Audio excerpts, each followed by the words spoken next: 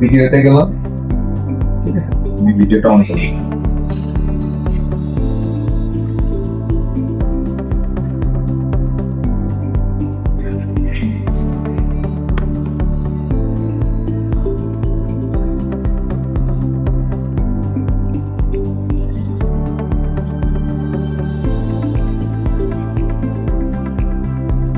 ঠিক আছে, এখনো কাজ করতেছে, যথেষ্ট শার্প পিকচারও করতেছে।